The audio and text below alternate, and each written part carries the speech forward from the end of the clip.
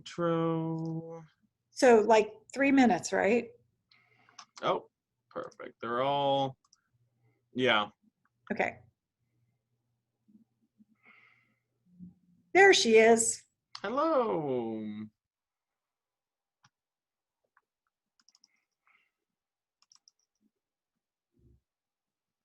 You're on mute. Hi. Hello. Hi. Is Erin not coming on? Nope, Erin is not here. On vacation. She's out of town. Do you guys have introductions and all that ready, or you want me to? Do I need to do anything? We thought you were going to introduce. Oh, okay. Let me pull his info. Hi, Matt. Hey, how you doing? I'm good. How are you? I'm great. I've been watching Shark Tank, and they have the little smiley face sponges that were like one of their biggest hits that they Nice. had. Did you know that? Nice. Yeah. Oh, the Scrub Daddy. Yes. I bought them, and Oh, wow. I felt like it wasn't anything special. I'm like, it was. I saw it at the store the other day. I'm like, I don't know what's so special about that, but. And they like disintegrate, like as you use them. Like I don't know, it was just kind of weird. Oh. I still have a couple, but. So am I doing everything or just the intro? Just the introduction. Yep. Okay, but are you guys, is somebody else doing like? I can say welcome and pass it over to you. Okay, sounds good. Okay. Yep, and then I was just gonna put up a slide Thank you. for.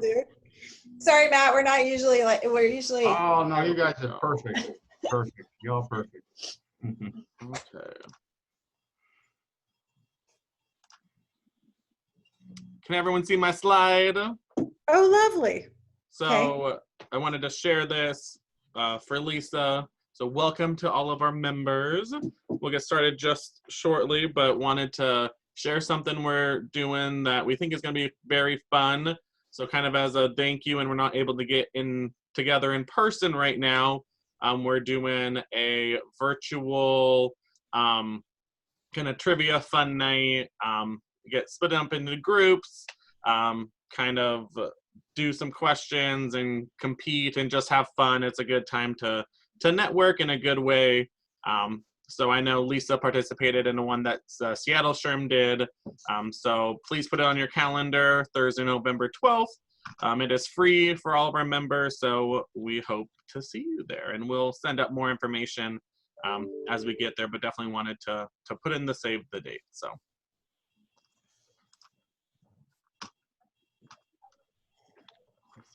All right. Do you think it's 12? Shall I get started? Yeah, Yes, go 12. for it. Okay. Hi, everybody. Naomi McDermott here, joining Jordan Engel and Renette Feldmer from the board. We're glad you're here. There's several other board members I see on the call. This is the first of 3 sessions in our fall seminar that has been broken up and spread across 3 days. So we hope you're joining us for all 3 days, but we're very glad you're here for today. And as Jordan mentioned, do look out for registration soon for that networking event. And the registration continues to be open for the other 2 seminars tomorrow and Friday. We're very glad you're here, and I'm going to pass it over to Renette to introduce our speaker. All right. Well, welcome everybody. We're glad that you're here today. I think you're going to look forward to Matt's presentation. I watched some videos that he had sent over and they were awesome. So our speaker, Matt Jones, went from being a 3-time cancer conqueror to relearning how to walk, to surviving bone marrow transplant, to completing 8 marathons on 8 continents. That's pretty amazing. And yes, that includes Antarctica. Crazy. I wouldn't do that. It's kind of cold there. And the newly discovered continent of Zealandia, which I'm curious to hear about a newly discovered continent. That's interesting. Hopefully he will share a little about these adventures. Olympic gold medalist Scott Hamilton said, Matt Jones has done what anyone would consider impossible: conqueror, overcomer, champion, superhuman. Matt has spoken at other SHRM chapters, so we're happy to have him here today. And let's get a round of virtual applause to Matt. All right. Oh, Yay. well, thank you. Great to be here. share my slide. So all you can everyone see the slide? Yes. Amazing. Oh, so great to be here. I'm actually in Tampa, Florida, so that's pretty wild, right? And lots of great stuff to share with you. Before we jump in, here is my email address. Feel free if you want to email me, matt@matthewdjones.com, and there is my Instagram. So if you do the Instagram thing, just want to share that with you. And I'm going to jump right in, and I'm going to start with this slide right here. And I don't know about you, but man, 2020 has been an adventure. And for me, at least, sometimes it's easy to get stressed out. So I like look at these puppy dogs. It helps relieve my stress. I've also been showing this to so many different virtual presentations. It makes me want to get a dog. Trying to decide which one to get.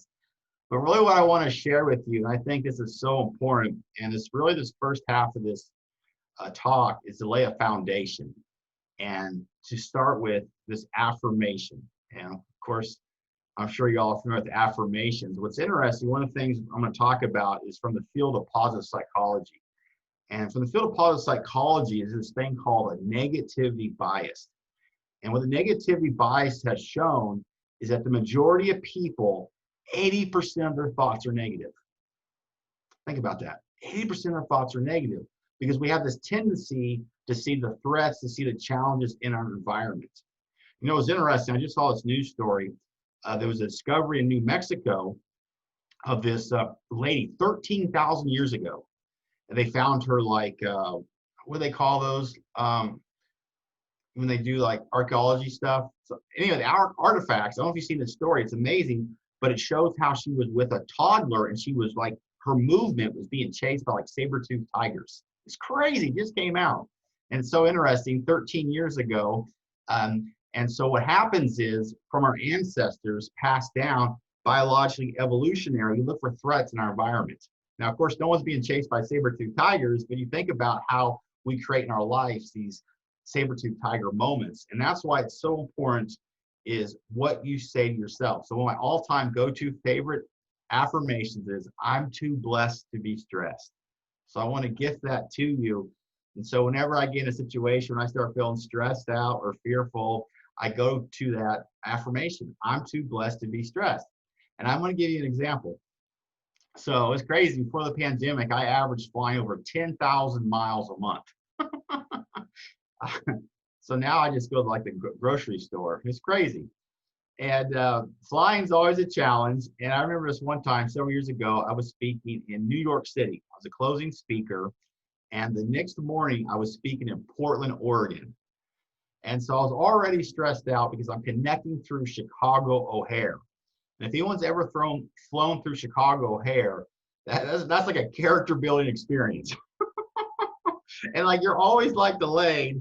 And so I'm already stressed out. And I'm still in New York because if I miss my connection Chicago, I'm the opening speaker. And so, of course, my flight from New York to Chicago was delayed. We landed in O'Hare 10 minutes before boarding. I'm just like stressed out. And then there was no open gate. So we had to go 3 times around Chicago O'Hare. And the stress level is just rising and rising and rising. No one has to raise their hand, but who's been stressed out lately, right? And so finally, we get to the gate and I run down the jetway and I find an airport worker and I'm so stressed out. I'm like, man, I got to get to Portland, Oregon. Now, being an optimist, I just hope the arrival gate will be right next to the departure gate. Like, I think you have a better chance of winning the Powerball. And so the lady looked at me. I told her I was going to Portland, Oregon. And the first 2 words she said was, oh, no. And I'm like, this is not what you want to hear. And she said, that is 2 terminals away. And they're scheduled to shut the door in 5 minutes. And now I'm in panic mode. I'm looking at it and I'm like, well, what am I supposed to do? And she says to me, run, Forrest, run. I mean, I laugh at it now, but at the time I was not laughing. And I'm like, are you serious? And she said, you better get running. So here I am. You've probably all been there before, right? So run through an airport and I'm dodging people left and right. And finally I get to the gate. There's the plane and the door is shut. But if nothing else in life, I'm persistent. And I see an airport worker, and I run up to the airport worker and I say, ma'am, I know you're not supposed to, but I got to be on that plane.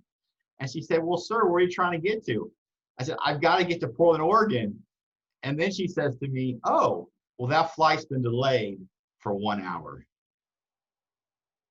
All that stress, all that worry, all that anxiety for what?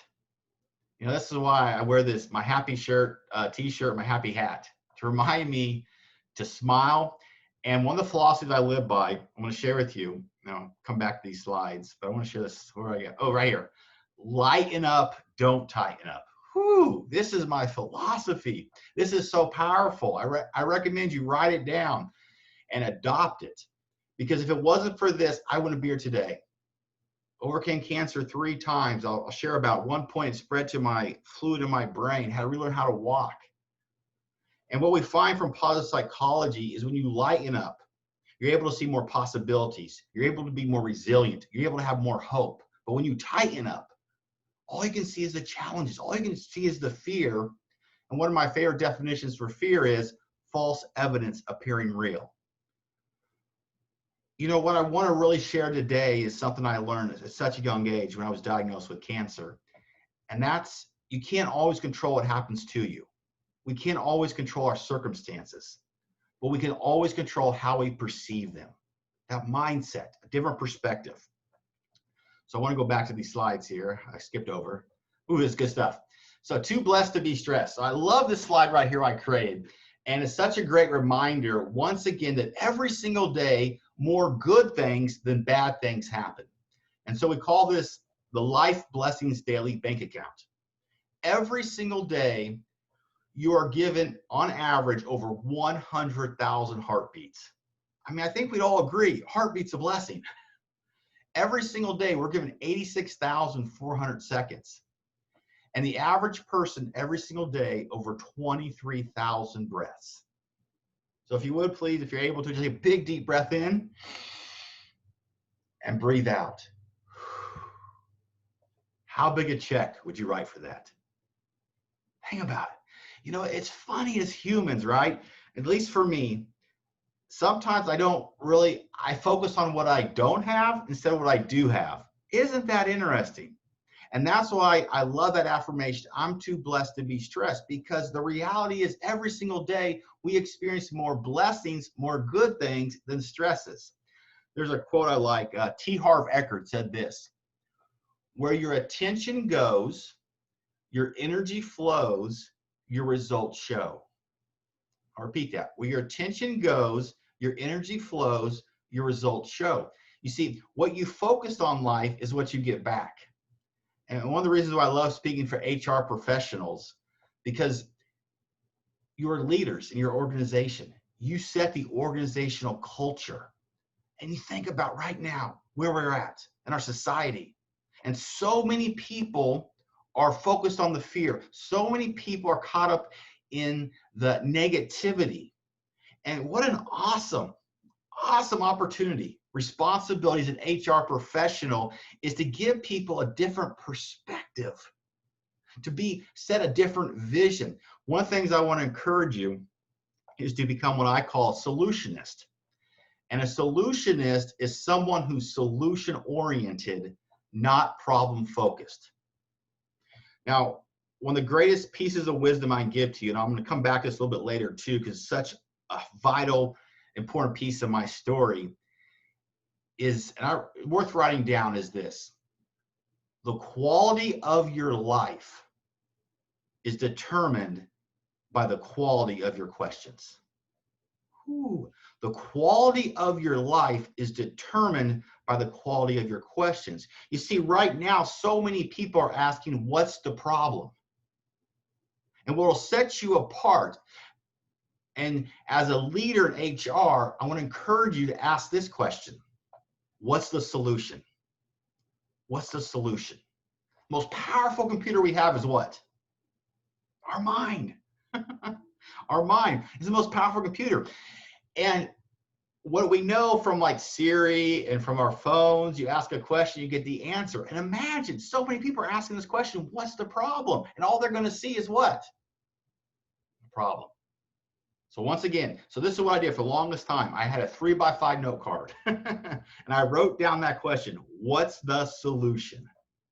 And it goes back to this, your blessings. Every single day, more positive than negative things happen. So check this out. If you add up these 3 blessings, and these are just 3 blessings, your heartbeats, the seconds of the day, and your breaths, that's over 209,400 blessings every single day. Whoo! Then check this out. You have 5 people. I know you'll have much more than that. If you have just 5 people you love and care about, you multiply that by 209,400, that's over 1 million blessings every single day. Multiply that by 365. That's what, like what?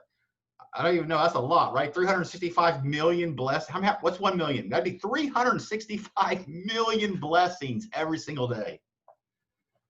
Man, that is exciting. Think about that.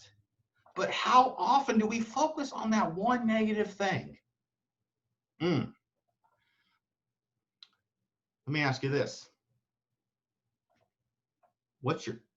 How much money would you pay? How big a check would you write to be alive? It's priceless. Or a child or children, priceless. A mother or father, or those precious memories if they've made a transition, priceless. A significant other, priceless. A friend, priceless. One of the things we learn from positive psychology is that the number one predictor of happiness are relationships. Several years ago, I was doing a SHRM state chapter in Virginia, and I just happened to be sitting next to a person. They didn't go to the conference, but they were in HR. And I asked them this question. I'll ask you the same question. If you feel free, if you want to chat, you put in the chat. But what is the greatest thing about being an HR professional? What's the greatest thing about being in human resources? I'll give you a chance. Who wants to chat in the little chat thing? And what I found, no, whatever HR group I speak to, the greatest thing, you know what people say? The people. The people. And then what I do, I ask them, what's the biggest challenge? So I ask you, what's the biggest challenge in HR? It's the people. Isn't that true? So I want to encourage you. Here's something, an activity, if you're so inclined, but it's just really life-changing. It's called 101 blessings. And what you do is you make a list of 101 blessings in your life. And this is great to do on your own. This is great to do with a team. If you have kids, and it's twofold, because what this does is, number one, when you make this list, it makes your mind focus on all the good stuff in your life. And then secondly, once you've made this list, when you're going through one of those, roller coaster moments in life, the other day I just noticed I was kind of down. I'm like, man, what's going on? I was in that funk. I don't know if anyone's been in a funk lately. I was like, man, Matt, what's going on? And I realized I spent half the day I was on YouTube watching all these political commentary. I was copying all the news and everything, and all the end of the world's happening if this person wins. And I was like, and then when that happens, we go back and look at our blessings. Like, oh, Matt, I woke up today. Wow, how awesome is that? So I really encourage that. This is a great thing to do, especially, with a significant other, like I said, your kids or your coworkers.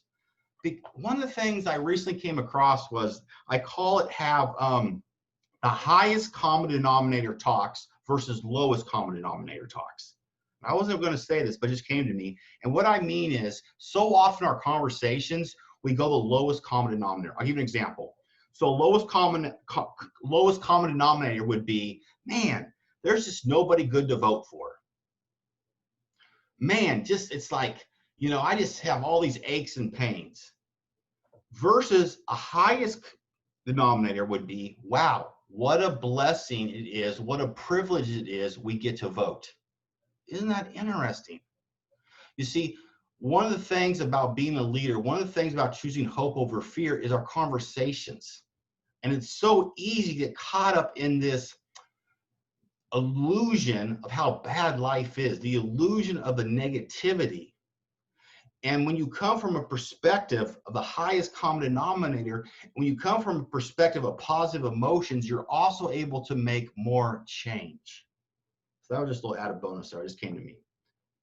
I will not talk on that. Okay, I love this quote. Love this quote. If you want to remember, this is a gentleman. He was a professor at USC back in the 70s, early 80s. He's psychology, and he has so many great books. One of them, he really talked about, I think one of his greatest books I like is called Love. And I love this quote. And this man, he is so encouraging. He loved to give people hugs and just share warmth. And he said this, and just receive this quote: at birth, we are given the greatest gift, life. Think about that. And as our first birthday present, we are presented with a fantastic world in which to live. I got to share this past Monday, October 12th, not this last week. I celebrated my 42nd birthday. But here's the thing. At one point, I was told by a doctor, who I nicknamed Dr. Doom, because this is the person that brightens the whole room as soon as they leave. She said at one point, when the cancer spread to my brain, she said a less than 10% chance of living to the age of 30. And on October 12th, I turned 42. And I think, it's so easy to forget the blessing, the gift of being alive.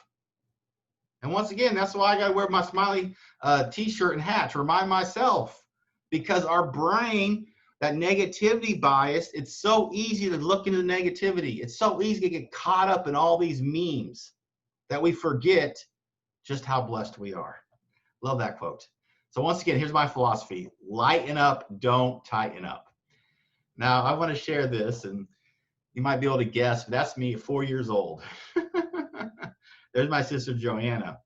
And I share this picture. I love this picture. This is beautiful. I don't know what I have here. It's like my Harry Potter one, but that was way before Harry Potter.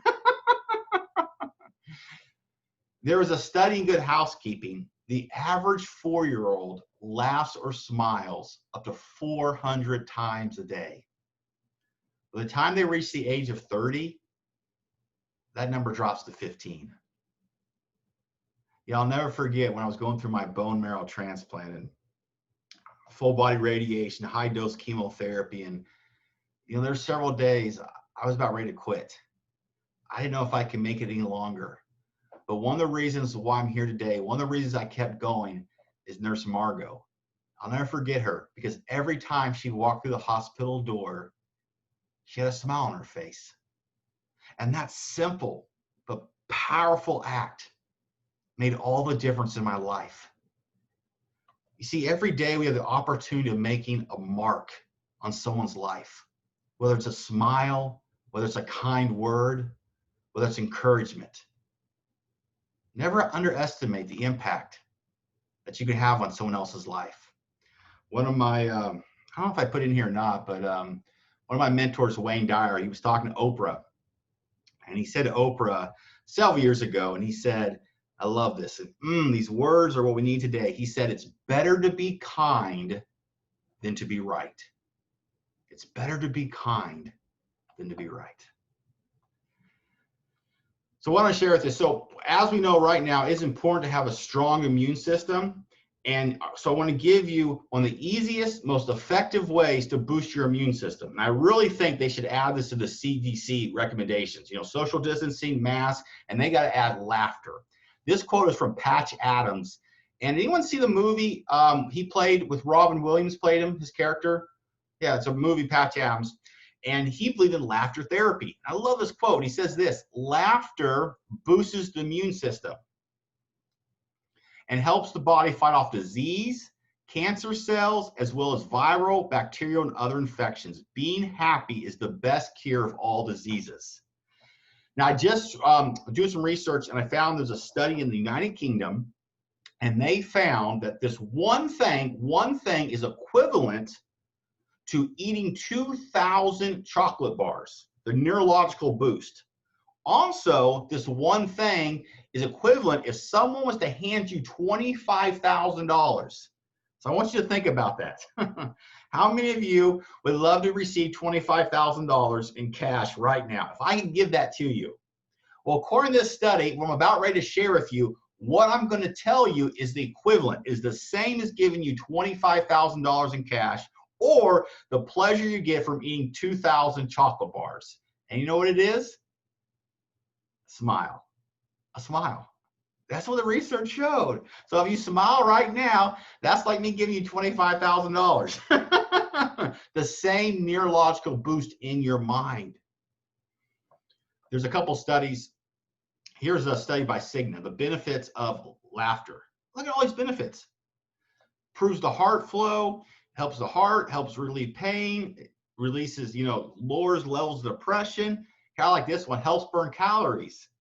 So if you laugh enough, this could be your whole exercise. Laughing exercise. And then also shows studies that helps boost the immune system. And we all know right now it's important to have a strong immune system. And here's the thing. How much does it laugh? How much does it cost to laugh or smile? Just a couple studies.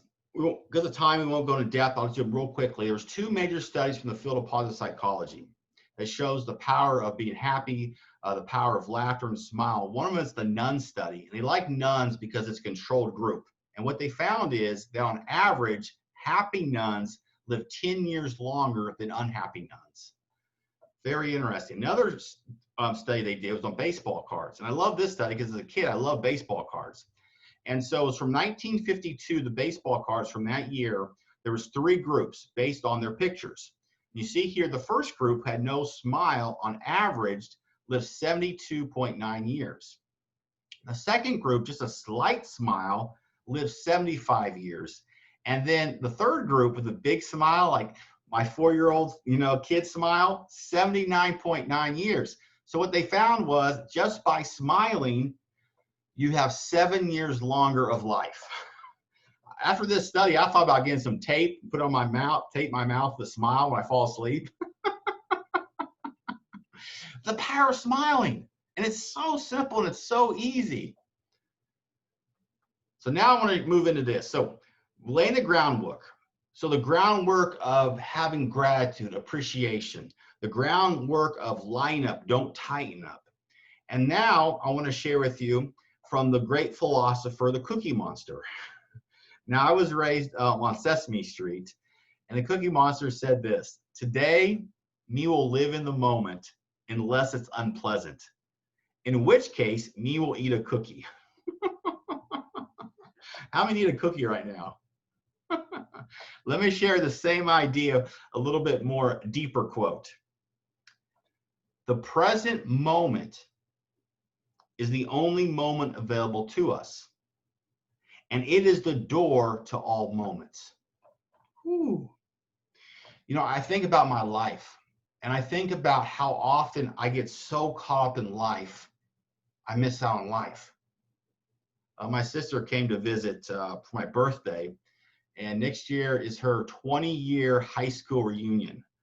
And I think it's like 25 for me. And we were talking, we're like, where does the time go? It goes so quickly. I don't know about you all, but this year seemed like the fastest and slowest year ever. Am I right or am I right? I mean, crazy time.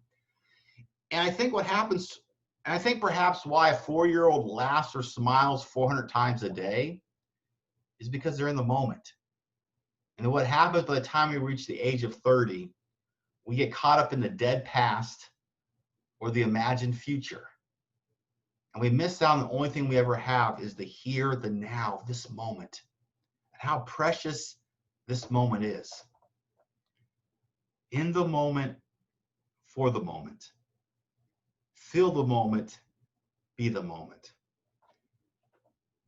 I just want to invite you right now, just to be in the moment. Wherever you are, just to be in this moment. It's funny, sometimes it's, we're so caught up, I think, in doing. We got to do this, we got to do that, or don't do this, or don't do that. But the reality is we're not human doings, we're human beings. And I think it's so important. I think maybe one of the lessons of this year is realizing sometimes in life you just have to be and slow down and really realize that the gift of just right now, right here, the emails, they'll be waiting for you. The phone calls will be waiting for you. But just to be in this gift of being alive, Whew. I get goosebumps from that. Wow, I just reminded for myself. In the moment is being unattached from the dead past of if only. Man, how often do I create a prison for myself of if only? If only I would have done this. If only I wouldn't have done that. The past is the past. It doesn't exist. Or I get caught up in the imagined future. Well, what if this person wins the election? Or what if the stock market does this? Or what if the economy does this? Or what if, we never have live in-person meetings again? What if? Stuff I can't control. Just like, remember, my plane flight. Well, what if I miss my flight? And how often do we worry about stuff and have fear about stuff, anxiety about stuff that never even happens? In the moment. Before we move on, I want to share this story about being in the moment. And I call this my Gatorade and Guinness story. And what happened was, I was dating this girl in college, and I'm originally from Kansas. And so her mom lived in Key West, Florida. So we were planning on going to visit her mom in Key West, Florida. And I'm so excited because her mom and I, our favorite type of beer was Guinness. And so we were going to have a Guinness at Sloppy Joe's in Key West, Florida. Well, I got sick and that changed everything. And the first time I saw her mom was she's walked through my hospital door and she was carrying a 6-pack of Guinness. I was like, wow. I told my girlfriend at the time, yeah, your mom is so awesome. But what she did was she poured out the beer in the parking lot and she filled it with Gatorade. But the thing was, we had the time of our life. We could have been at Sloppy Joe's in Key West. But the reality was I was in a hospital room receiving chemotherapy, battling cancer. But we laughed. In fact, we were laughing and made so much noise when the head nurses came in and she was going to send me for a psychological evaluation because she couldn't understand how someone going through chemotherapy, battling cancer could be so happy. And the reason why is because I was able to be in the moment. And I shared that story because it's an example of how powerful it is just to be in the moment. Because ultimately, all we ever have is this moment. Don't let the stresses of the future make you miss out on the blessings of the present.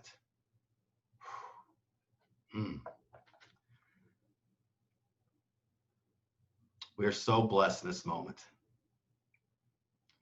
Once again, it's so easy to get caught up in the future, caught up in the worry and anxiety that doesn't even matter. All right, so now we've laid this foundation. So now I want to make a little transition, and what I want to share with you is something very practical that you can use. I want to share with you 3 simple choices to stay motivated in this marathon of uncertainty. And also 3 choices that you can use to achieve whatever victory you want to achieve in whatever marathon that you're faced with. Also 3 choices that you can help lead other people in the marathon they're faced with. To set this up, I'll give you a little background to share with you what these 3 choices did for me. So here I am. Let's see, right there when I was first diagnosed with cancer. That's pretty wild. Man, here I was, full body radiation. And I actually still have this t-shirt. Now this is kind of funny. So if there's any superhero fans, so I was into bodybuilding in college. So my hero was the Incredible Hulk. And if you remember the Incredible Hulk, he got that way because he was shot with gamma rays. Well, kid you not, I'm getting gamma rays right there. So I'm like, oh, wow, that's going to be awesome. I'm going to be like the Incredible Hulk. No, it did not turn out that way. It's not like the movies. I was like pale and white and weak. I thought that was so ironic. And then here I am with my dad, and I'm getting ready to go for a full body, not full body, it's full body radiation. Here's my bone marrow transplant. At one point, I had to relearn how to walk. And at one point, spread a fluid in my brain. And I share this to you. There was an American philosopher, Ernest Holmes, and he said, if someone else has done it, you can do it. The fact I'm here today overcame all of this. Not only overcame this challenge, but went on to complete 8 marathons on every continent is proof of what's possible for you. And I'm sharing you by these 3 choices I'm going to give to you. That's why I'm so excited about this, because I know it's definitely life-changing. So here's 8 marathons and 8 continents. There's my first one, San Diego. Second one was Rome. What's really cool about the Rome, right before you cross the finish line, you go 3/4 around the Roman Colosseum. I mean, talk about some motivation. And there's Tokyo, and there's Perth, Australia, Cape Town, Africa, and then there's Antarctica, which is insane. And then there's Chile. And so what happened was I did 7 marathons, and my goal is to do a marathon every continent. So I was like, I'm done. I'm never going to run again, because I'm not really a big runner. And then 2017, I'm on the internet. I discovered they have discovered a new continent called Zealandia.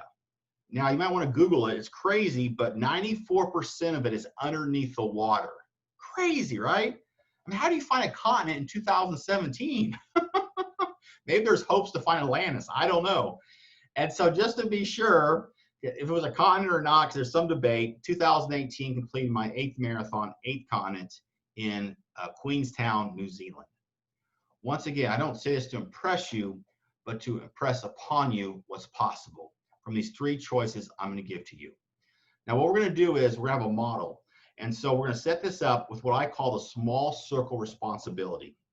And then for each choice, I'm going to share a choice, and then also a formula. So if you think about small circle responsibility, if you draw a circle around yourself, what I realize is when I get the most stressed, when I get the most fearful, most worry, is when I try to control people and things outside of my small circle responsibility. Realizing that at the end of the day, the only person I can change is who? Is me.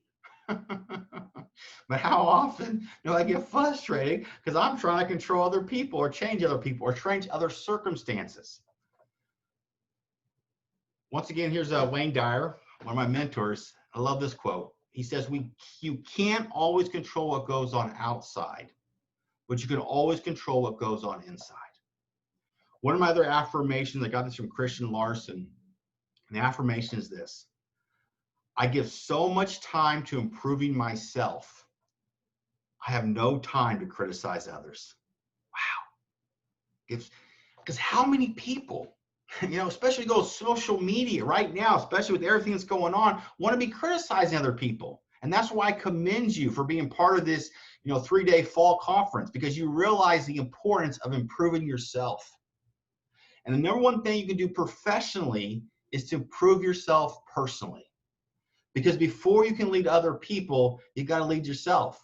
And the greatest, I believe it, the greatest challenge we face is our mind, the limiting beliefs, the negative self-talk, the self-defeating inner dialogue. Because so many times in life, we're our worst critic.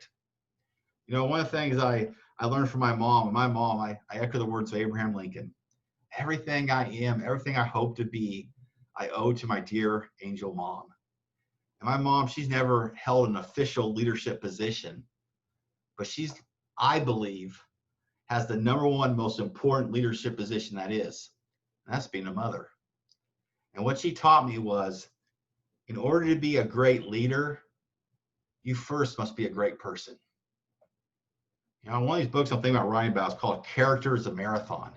Because it seems like in our culture, like we've forgotten about the importance of living a life of character, a life of morals and ethics. Anyway, side note. So, right, let's jump into these 3 choices. To set up, one of my favorite, I love this timeless truth: where there's no vision, the people perish. So choice number 1, visualize your victory. Visualize your victory. Can you believe that we're a little over 60 days until the end of the year? What a rides have been.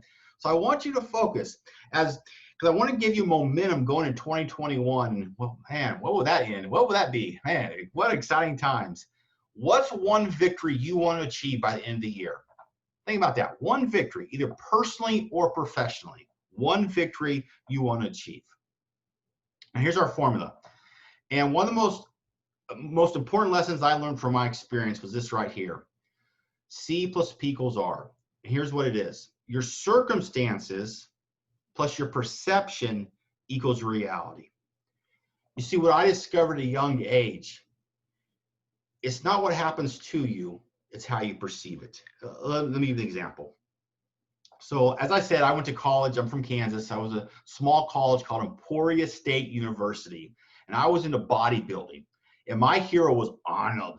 I wanted to move to California, get pumped up. I was a certified personal trainer, but I started my fall semester and something wasn't right. I had a sore throat that wouldn't go away, and I was sleeping up to 16 hours a day. During one 24-hour period, I slept 23 hours. And I was like, well, this isn't good. And I thought I had mono. I was going around campus, so my friends had it, went to the doctor, got tested, the results came back negative. And he said, Matt, we got to run some more tests, but you're free to go home. And so a little bit after 1 o'clock on 9/11/2002, my phone rang. It was my doctor. Now, when the doctor calls you at home, not a good sign. And he said, Matt, I got some good news and some bad. You're sicker than we thought. You have cancer. And I thought to myself, well, I sure hope the good news isn't that he switched to Geico and saved a bunch of money. Once again, lighten up, don't tighten up. And I mean, that was oh man, I tell you, that's crazy. But then he said this, and I'm so appreciative. He said, Matt, here's the good news.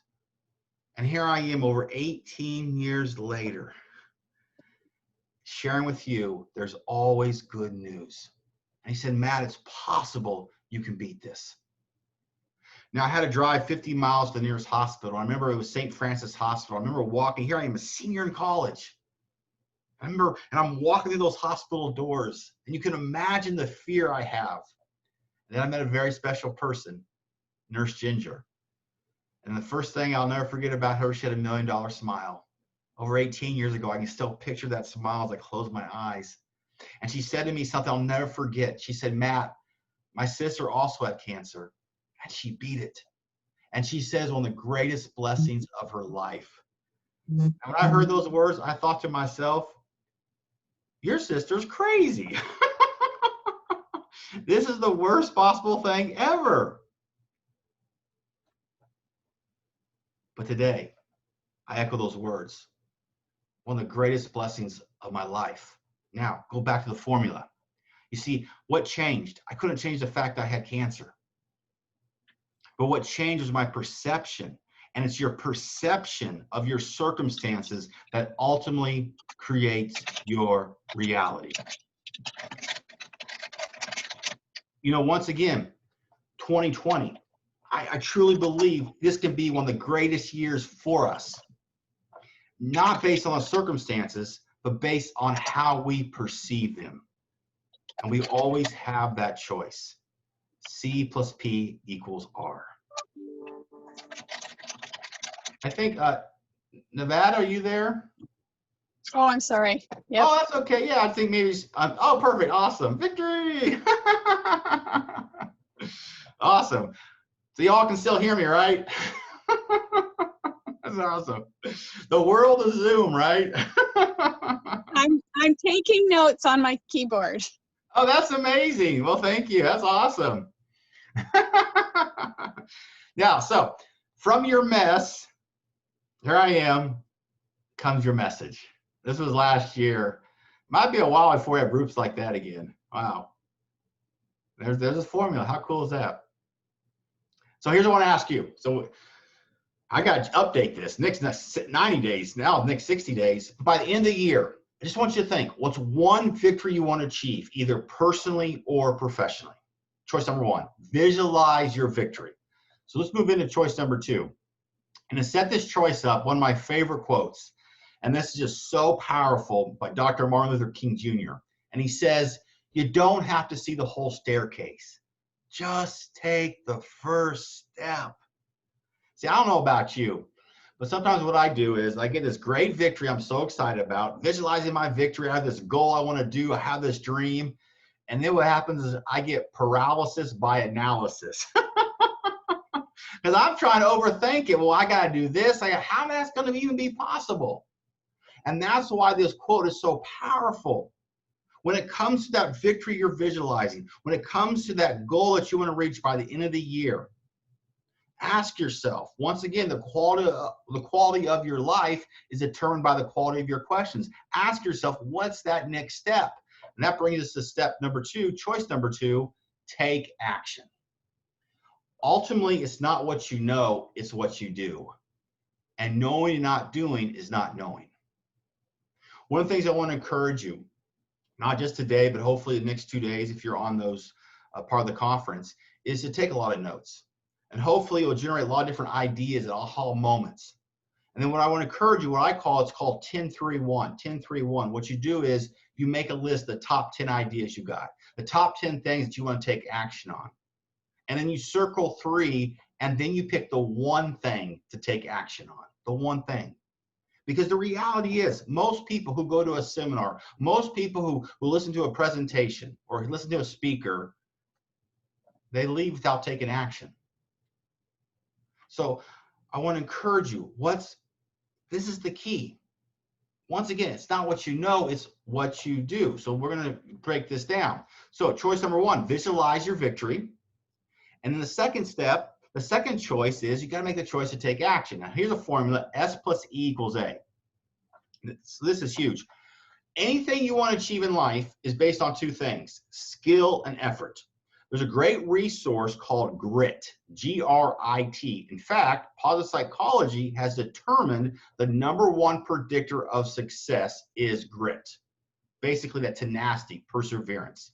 There's an excellent book called Grit by Angela Duckworth. So if you're interested, I recommend that book. Also, there's a TED Talk. So she summarizes in 15 minutes. I recommend that too. And TED Talks are a great resource if you're not familiar. You're probably familiar with TED Talks. But once again, take action. So whatever victory you want to achieve, it's based on 2 things, your skill and your effort. Now I realize the fact that you're on this, not only a member of this SHRM chapter, but the fact that you actually show up, I realize that you are the high level achieving people, very successful, that you have a high level skill set. But one thing I found during this year, we've had it takes extra motivation, extra effort to take action on our skills.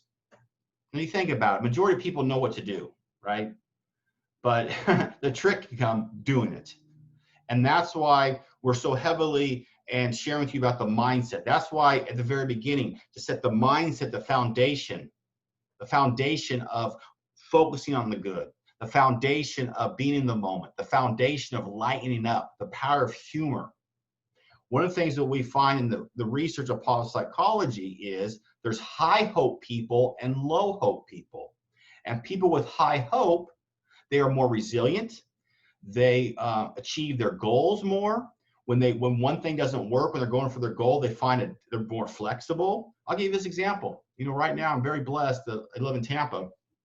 And in Tampa, we have palm trees.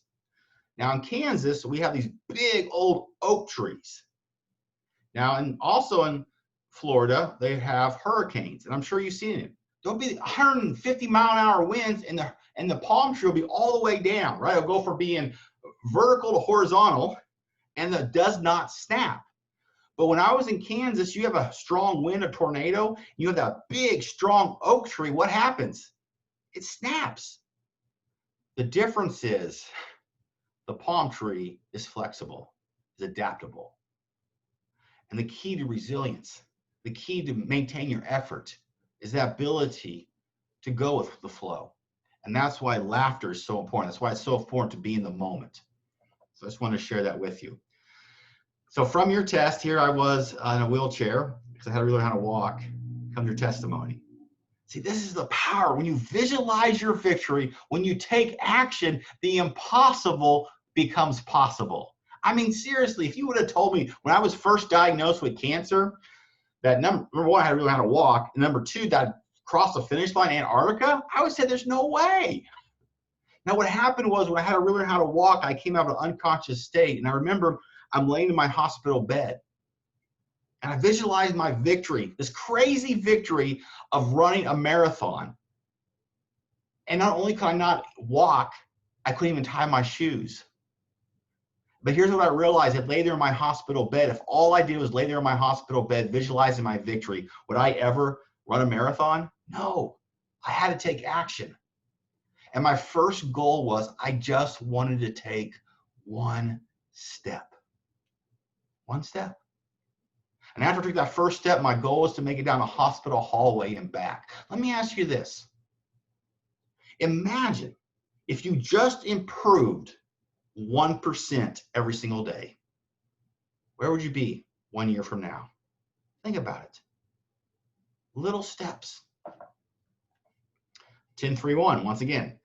So not only apply that to what you learn, but also you think about that victory you want to achieve. You write out 10 action steps, you circle 3, and then you pick the one thing to take action. What's one action step you can take? This is the key. And here's the thing. Even if you take an action step and it's not the right action step, what do? You take another one. I want to share this with you. This is powerful. I want you to receive it. You cannot fail. You can only learn and grow. So what I did for the longest time, I got a 3x5 note card and I wrote out, I cannot fail. I can only learn and grow. Changes everything. Moving into choice number 3. William James, he's considered the father of American psychology. He was a professor at Harvard. He said this, the greatest discovery of our generations is that we can alter our lives by altering the attitudes of our mind. Once again, remember that C plus P equals R. It's not your circumstances. It's your perception of your circumstances that creates your reality. And I cannot think of any other year that's more applies to than this year. There's a lot of circumstances we can't change. But how we perceive it makes all the difference. And it comes to the third choice, and that third choice is elevate your attitude. One of my other favorite quotes, Charles Swindoll said, the single most significant decision that you can make on a day-to-day basis is your choice of attitude. So our final formula, we're coming down the final stretch here. We got so much more good stuff for you.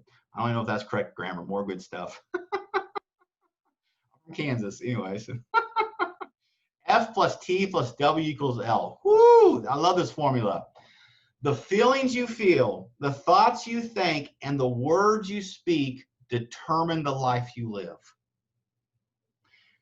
Ultimately, this is your perception. This is what you control. But how many times do people give away their power to someone else because they said something about them? Or they get caught up because they saw some headline, or some politician did this or didn't do this. The feelings you feel, the thoughts you think, and the words you speak. One of my favorite proverbs, I did a book a couple years ago, no, like 10 years ago, called 101 Timeless Truths. And what I did was I got proverbs from all around the world. And one of them was a Jewish proverb that said, there's life and death in the power of the tongue. And I think one of the greatest things that we can do is speak words of life to people, words of encouragement, to be known as someone that gives compliments, not complaints. And that starts with doing it for ourselves. Oh, this picture's from 1978. This is me as a baby. There's my granddad. Wow, priceless. And I share this story because of this picture. My granddad was a retired farmer, and I was 5 years old. He helped me plant a garden. I'll never forget what he told me. He said, Matt, every day you got to water your crops, and every day you got to pull the weeds.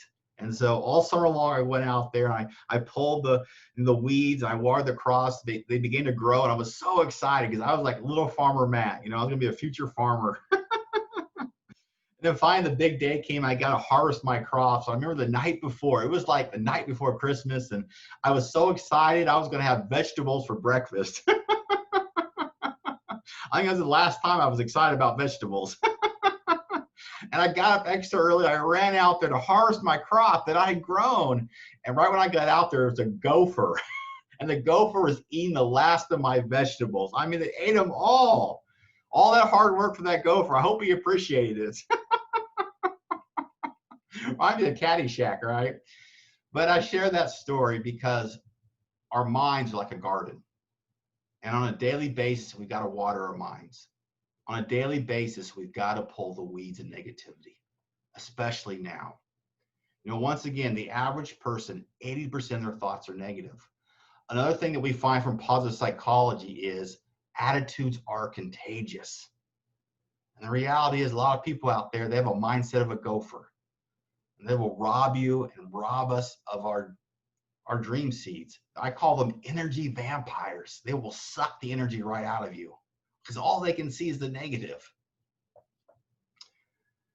Zig Ziglar, great motivational speaker, and back in the day, and in the 70s, he had these positive mental attitude rallies. And there was this newspaper reporter, and she was kind of cynical, and so she was like, "Well, if this motivation stuff really works, why you got to keep doing it?" And I love what Zig said to her. He said, "Well, ma'am, we look at motivation a lot like bathing. We recommend you do it daily." I love that, especially now, because we are bombarded by negativity. Am I right? Am I right? And that's why you got to water your mind, elevate your attitude. So what I want to ask you, how can you elevate your attitude every single day? You know, one of the ways I do it, you know, I love list quotes on YouTube. I put on affirmations. I watch quotes there, you know, music that inspires you, TED Talks, you know, seminars like this, books. Being in nature. All right, so we're coming down the final stretch. So there's my mom. There's me several years ago. Wow, it's amazing how life goes so quickly. It's a talk I did with her, but I want to share this because I want to share with you the greatest finish line I ever crossed. And the greatest finish line I ever crossed was Mother's Day 2004.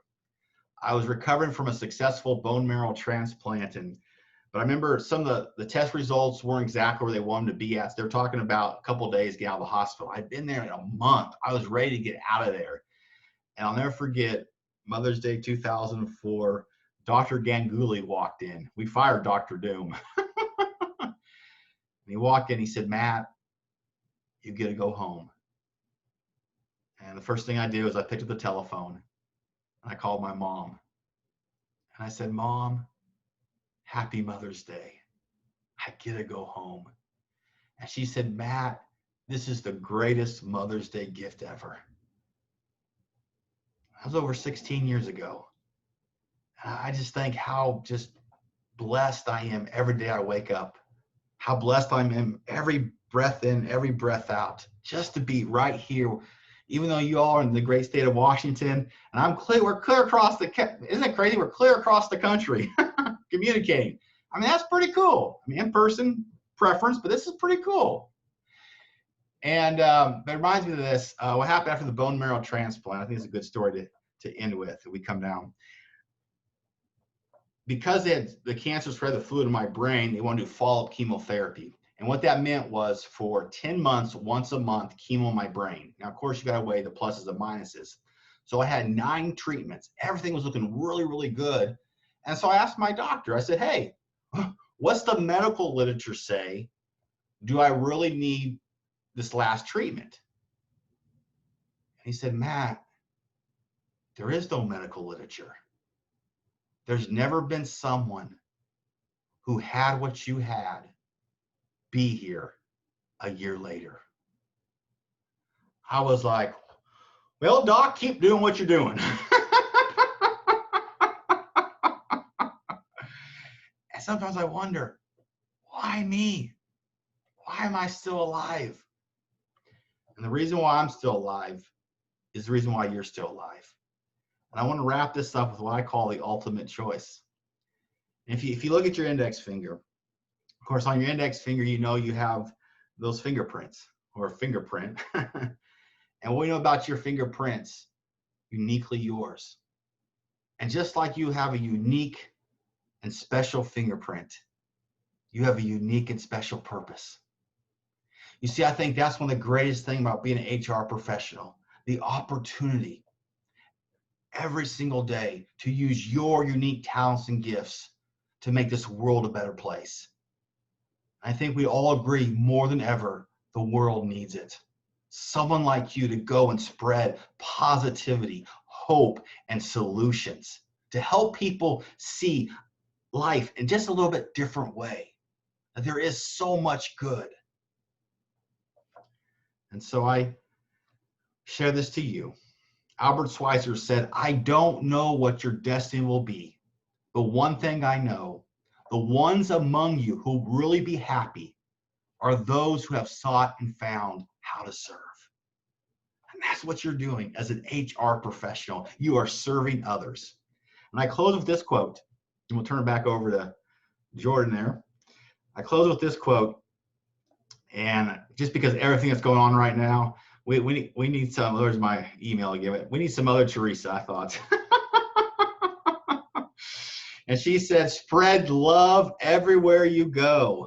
Let no one ever come to you without leaving better and happier. Be the living expression of God's kindness, kindness in your face, kindness in your eyes, kindness in your smile, kindness in your warm greeting. And I think we can all agree the importance to spread kindness. And so it's been an honor, been a pleasure. I want to turn it back over to the amazing Jordan or whoever. Whoever is it, I'll turn it back over. There's Jordan. Awesome. Thank you, Matt. That was a wonderful presentation, and especially really needed during this time. Obviously, your journey has been an amazing one and can be inspirational to all of us. So thank you so much for Jordan. spending your time and sharing it with us today. I definitely found myself smiling a lot more during that presentation than, I have been lately. So definitely that's something we can all, take and go with. So thank you so much. We can all give you that, Zoom round of applause. Oh, thank you. It's definitely not ever like, being in person, but it is obviously a lot easier than having to fly all the way over here and trying to get all those connections. So So true. So true. That is so true. So definitely. Well, awesome. Thank you so much. And everyone, this presentation was approved for SHRM and HRCI credit. So hopefully you can now see that on the screen, showing we have our activity ID for SHRM and our activity ID for HRCI, and I'll go ahead and leave that up. And for everyone, please remember that we have our meetings tomorrow and Friday at the same time as well. And then also we have coming up in November our appreciation virtual event, which will be amazing and fun. Just a good time for us all to get together. And thank you all for participating. So hope everyone has a wonderful day. Bye, everybody. Bye, Matt. Bye, Jordan.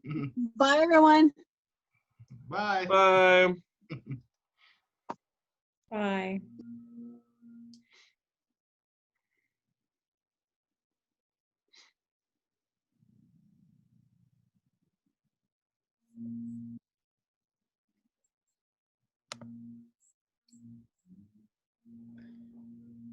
So Jordan, you good for tomorrow?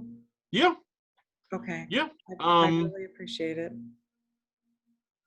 I'll reach out to Renette and just make sure that she's good to do the presentation part. So Okay.